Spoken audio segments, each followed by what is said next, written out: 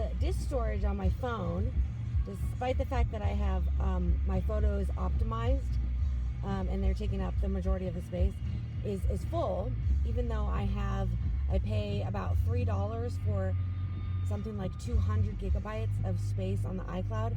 My phone is not being optimized, so the disk space is full, and that means that I can't take pictures or videos or screen record or screenshot, and I wasn't able to send or receive texts.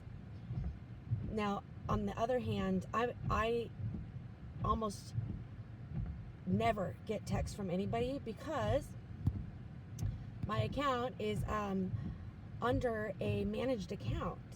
Now, there's several ways that this can be done through a corporate it's MDM. Essentially, someone can claim they're a corporate business and apply for the Apple developer program, and then they assign people's devices into the program or the platform using the serial number and their IMEI and phone number and the Apple account, and they sign everybody into the MDM and treat it as if it's a work phone, which can, per the director, can be restricted at any given moment. Essentially, they have full control over your phone.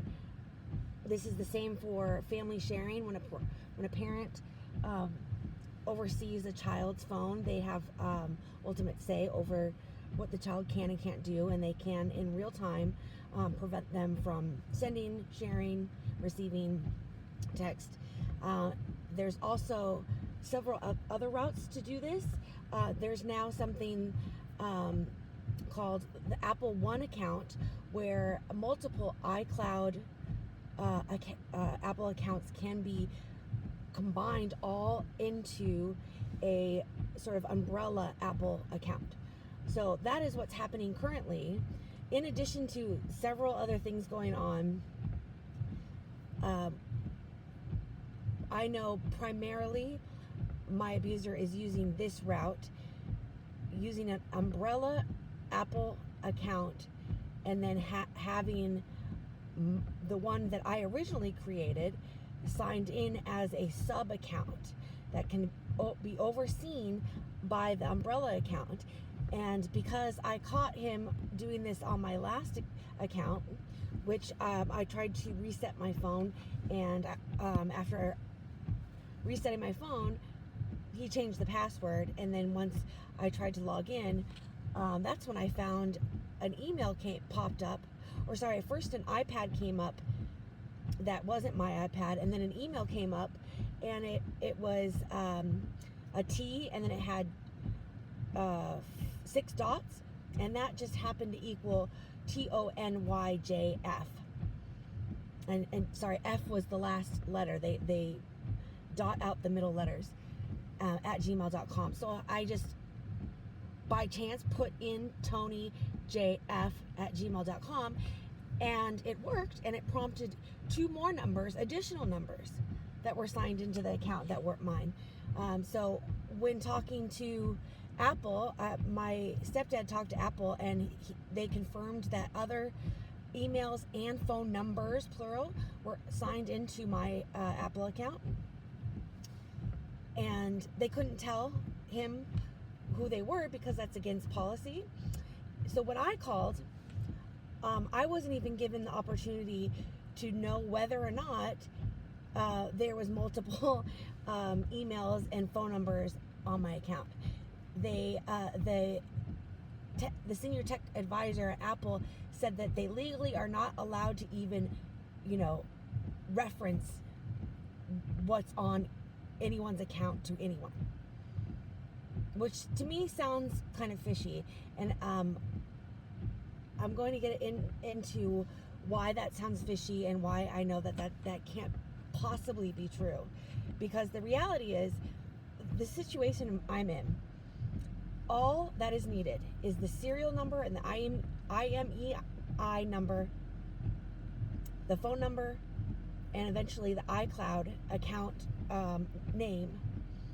Anyone who obtains that can enter anyone's device into any of these programs.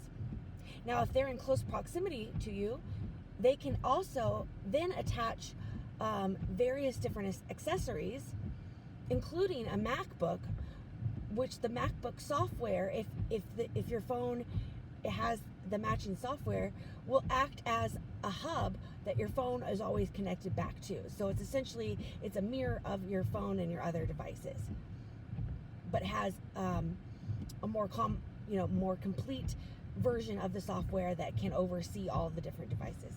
So essentially, that's what's been happening to my phone. And the reason I can't upload anything is because in real time, everything that I try to do to gain some kind of access to support or legal help, first of all, the route to actually do that is near impossible, because every time for the last 2 years that I've gone to Best Buy, I've paid $400 for year-long services at Geek Squad at Best Buy, and I've gone into Apple countless times. There are countless ongoing notes about these issues. Being told there's nothing they can do, that I have to call the police. I stopped calling the police 2 years ago, and if you listen to my other audio, because it was very clear that they were only going to protect my abuser at all costs, meaning they have broken the law so many times, and I'm speaking of one office in particularly, to the point where I have a massive legal case against them. Nothing I have ever said or reported has ever mandated the sort of just minimization and vitriol that I've received, the slander, the attacks, all in the face of me only ever reporting when I have black and white evidence to support what I'm saying. When you are not allowed to provide anyone with that evidence, you're being told that you are enslaved and there's nothing you can do. Because this kind of abuse that I'm suffering, and I know that this is a thing. This isn't just a couple guys trying to figure out how to have control over somebody. This is an actual operation. This is a methodical, well thought out operation. And what I highlighted is only a small window into one aspect of the mechanisms used. There are many more going on that all are in relation to my credentials, my phone number, my email accounts, my Apple accounts, and my devices. They're at the center of everything. So the second part, I think I'm kind of skipping. Oh yeah, if you don't have the ability to communicate through your devices, you cannot work. You cannot maintain relationships. You can't pay rent. You can't even have control over your finances. I have had over $15,000 stolen from me because of all of this. I have had my identity stolen to a degree that I can't even fathom, because I can't get any help to actually figure out what damage has been done. But I do know that it's not a coincidence that my ID has gone missing out of my own home when all the break-ins were happening. Break-ins I only reported maybe 3 times over the course of 2 years, in addition to a break-in, a broken car window, and a very deliberate act of taking medical files, when in fact the break-ins were happening on a weekly basis. Those 4 phone calls and 1 phone call about being remotely hacked in real time, a total of 6 over the course of 2 years, put me on some kind of non-legal list where Seattle SPD decided to call me an hysterical, quote-unquote hysterical caller. never once did anybody follow through to even ask me or allow me to show my evidence. One time they gave me the link, which I cannot use when I'm being coercively oppressed by people who have everything to lose if my voice is heard. And here's the thing, I'm not even going into this to try to have an investigation against these people. It will take absolutely no time. The most shallow investigation of forensics looking at my devices to find out what's happening. Someone who knows software and how all of this stuff works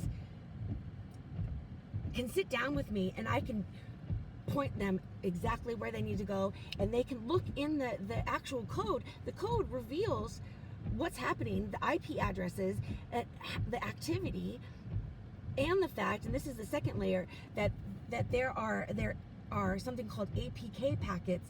They're APK dump packets. They're essentially, it is beta software that gets downloaded instead of the local software that's what normally everybody uses on their Apple devices. And the same thing goes for Samsung or Android devices. There's a whole APK packet for those. They're beta apps that look almost identical to the software, the iOS software, except for within the apps, they're beta testing apps.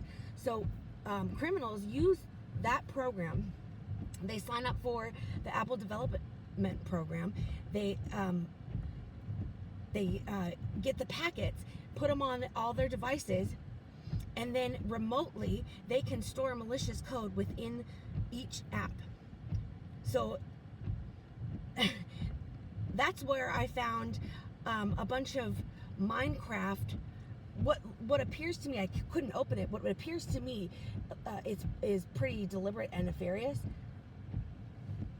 because it's not a coincidence that suddenly my son was allowed to play Minecraft with other people a week before. He kept insisting that I download Minecraft and play with him.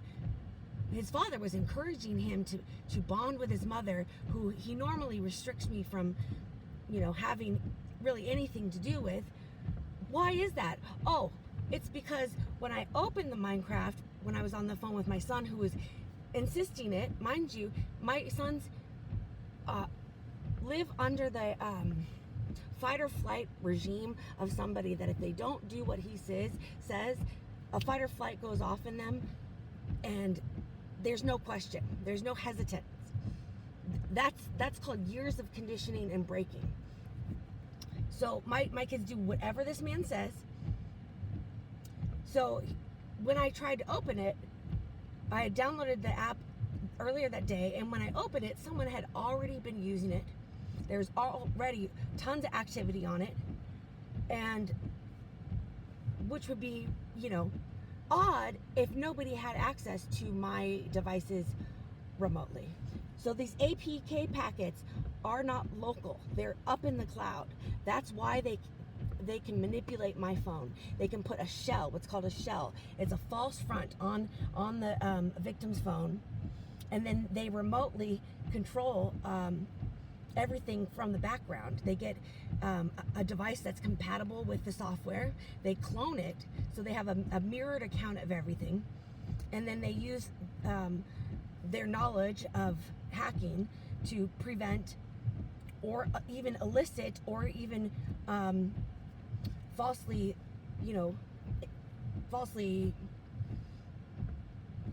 I've had many occasions where people have been contacted from me with all kinds of bizarre stuff, cut and pasting of some notes that I've made. I mean, my whole life has just been slandered. I have nothing left. They have control over my bank accounts, my internet accounts, my mobile accounts. They've hijacked not only the devices but the accounts associated, because once they have control over your accounts, they have a back end into everything, into every porthole. They have a password into everything that you have, and then they take over it and they feed back, and they put you in a tiny feedback loop that allows you no room to move, no room to communicate, and no room to even access the reality of what's actually going on.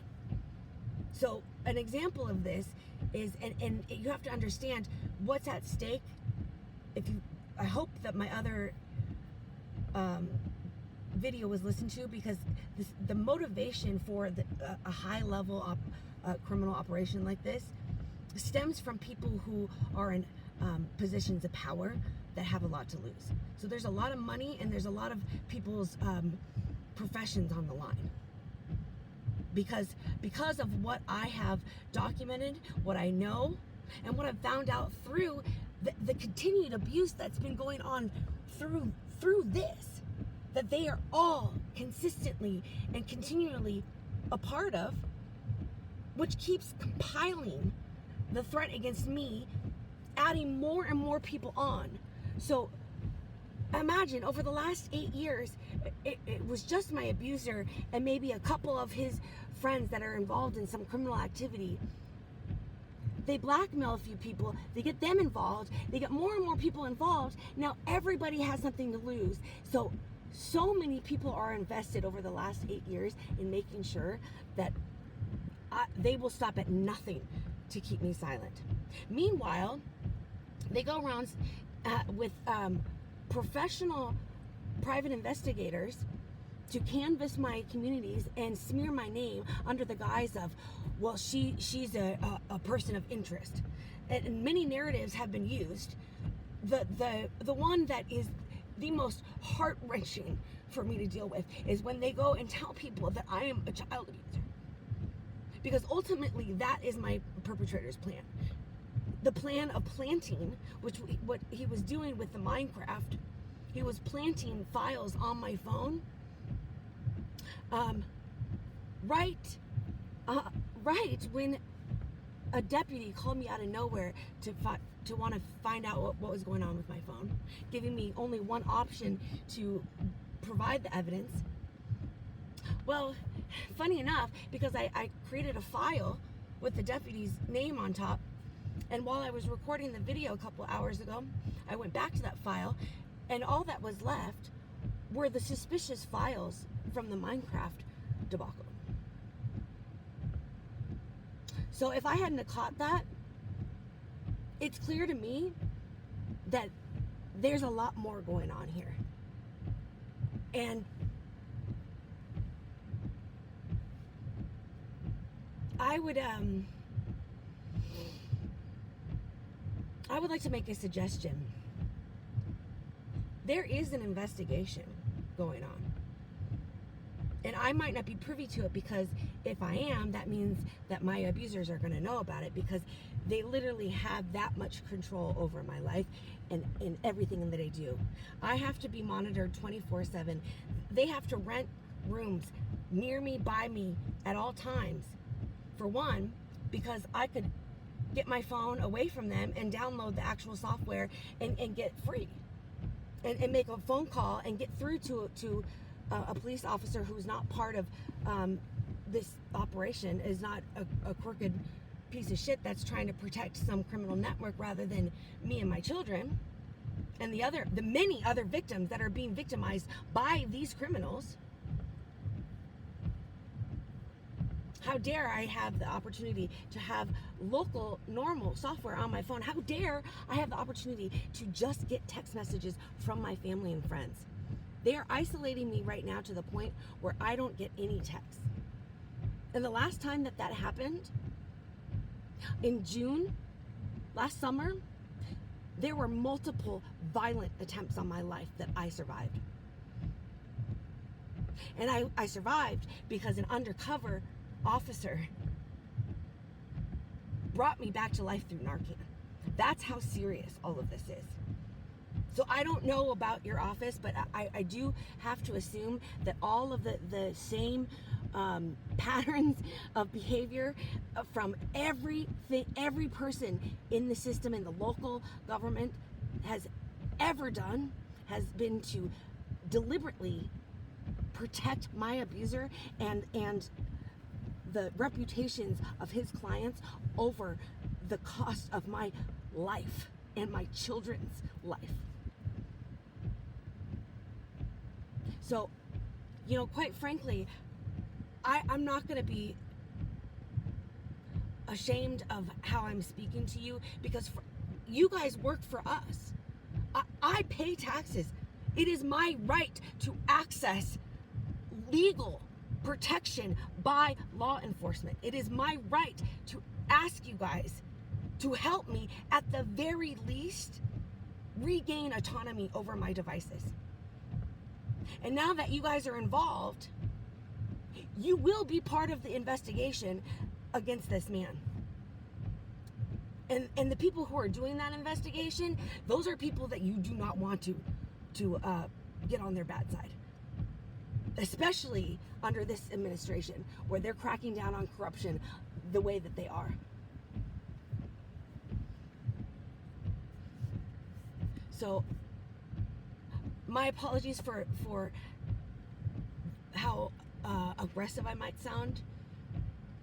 I hope that's not taken the wrong way, outside of the fact that my life has been utterly destroyed. I have been horrifically abused, and my life there has been attempts on my life, and an ongoing, overt, in my face. Part of the abuse is to make sure that the abuse is just constant in my face. They know I know, and they want me to know. That's the same thing that my abuser did with abusing my kids. He wants me to know. As long as he can close the circle with the smear campaign, which extended now to having a literal fraudulent consulting company go around and canvass my neighborhoods so that everybody thinks either I'm some schizophrenic who's paranoid that she's being followed and people are talking about her, and then they're told that, and then they go and sign an NDA and go do that, exactly that. That's the majority of what's happening. And the fact that people can't reconcile that they're fucking the problem is mind-blowing to me. The looks and the sneers. It's much better than being treated like I'm a perpetrator. Being treated like I'm a fucking perpetrator when I have spent 8 years trying to protect my children and me. And you people did nothing.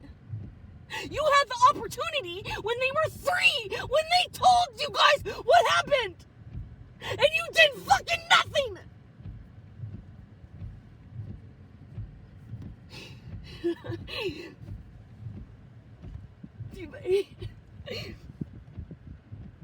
You might have heard in my last video, my laugh is not coming from some place where I'm above feeling anything. I am so far gone and so past my ability to deal with this fucking sick bullshit and all of the people involved that it's fucking laughable. It's laughable that everyone who is trying so hard to make sure that I fail and that I'm silent and that I'm kept literally imprisoned, and they can't look at the fact that my children are being hurt in the way that they are, and that's what they're protecting. Because if that's what you guys stand for, be my guest and go ahead, continue to try to help this man plant some bullshit on my devices, which in the end is never gonna pan out. Not with the amount of stuff that is on him. Not with the amount of just sheer evil that's been documented that man is capable of.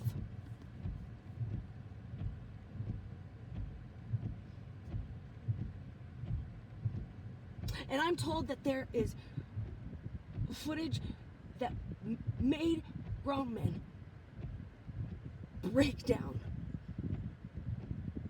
That's the kind of organized crime content that my perpetrator is responsible for. Not only responsible for, but specializes in. Specializes in to the point where he has been trained so well for so long, because mind you, he was recruited. He was unofficially adopted by two women who he told me were in some cult. And then he went around and told everybody that I was crazy because I thought he was in a cult. Bro, I said what you told me. That the whole fucking smear campaign has been based on me repeating the things he did and what he said to me, and then making it out as though I'm some, I can't believe she thinks these things. I can't believe it. Well, yeah, my little boys have black eyes again. Oh, but mom's just crazy. Kids get black eyes. Sure they do, but they don't get 4 in 4 months.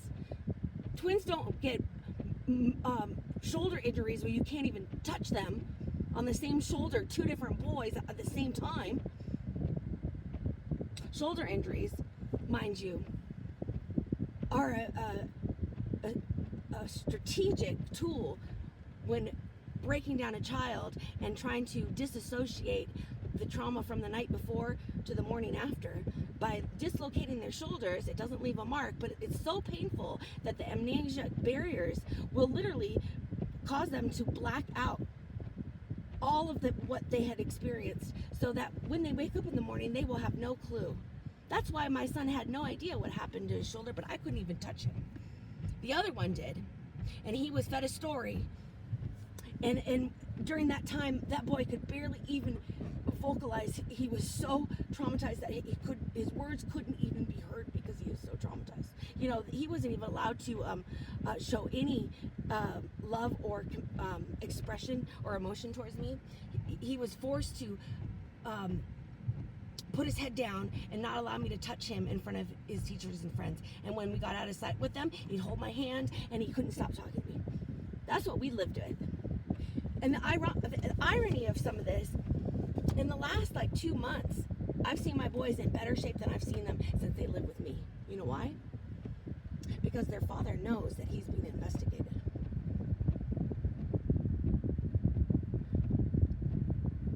There's been so much that has happened to me that's been done in such a sophisticated, covert way that I can't even talk about it because, again, it's unbelievable. And if I say anything remotely exposing the crimes that my kids and I have endured, I will be punished in far worse ways. It's not only that I cannot get a job and support myself without somebody actually helping me. And mind you, I'm not asking for an investigation. I am asking for help to simply just stop the private investigator operation, which is illegal, and get me some devices and some internet and my accounts back in my name. And if you guys can't do it, then you can help me speak to the FBI to get it done. Because it is my right. It is my right not to be a slave. Because having all of this coercive control, and it's enslaved me. People are paid off every day, everywhere I go. And they are told narratives that are specifically designed for them specifically so that they can make sure that they have some kind of skin in the game against me. That's why they sign NDAs, because nobody can talk about it with each other, because they're all being fed a different narrative. And right in the middle, here's a woman that these people have no idea who she is. But they will find out. And my children will come home to me